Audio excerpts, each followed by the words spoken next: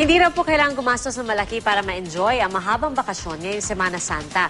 Ang ilan po nating kapuso pinili na lang mag-stay-at-home vacation o yun pong staycation sa kanilang bahay para hindi na kailangan dumayo sa malayong lugar. Balitang hatid ni Bernadette Reyes.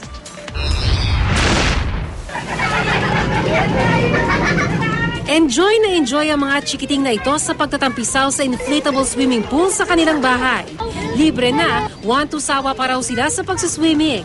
Dito po, makakasama ko na po yung mga pinsan ko, libre pa po.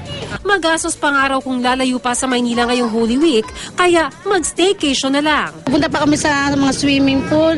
Wala po kaming budget, kaya dito na lang mas ma-enjoy pa po. Nakikita pa po namin yung mga bata. Hango sa mga salitang stay at home at vacation.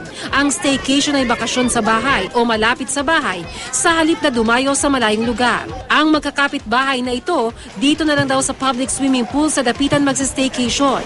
Walking distance lang mula sa bahay, libre pa. Lahat ng taong taga Manila, umuwi ng probinsya. So, dito kami, mas relax kami dito. Paano pag nagutom kayo dito? Uwi na lang po sa bahay. Kasi sa bahay, May luto po si nanay. At hindi po pinalulusong ang mga maliligo nang walang nakapaligid na lifeguard. kung sariwang hangin naman sa syudad ang hanap, punta na sa Ninoy Aquino Parks and Wildlife sa Quezon City. Dito nga nagpiknik sina Eloisa at mga kaibigan. Pang probinsya na rin po ito.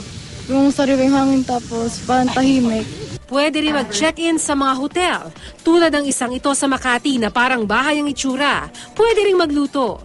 Kung gusto mo naman pagsabayin ang pagninilay-nilay habang nagbabakasyon, mag-check-in sa pinakamatandang hotel sa bansa at libre na ang bisita iglesia sakay ng karwahe.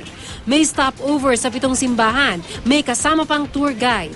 Tamang-tama para sa magpinsang ito na hindi raw pamilyar sa mga simbahan sa Maynila. Very informative yung tour and then you get to reflect then at the same time. Instead of, using your cars, mas maganda yung mas Filipino yung approach niya. Mas maganda.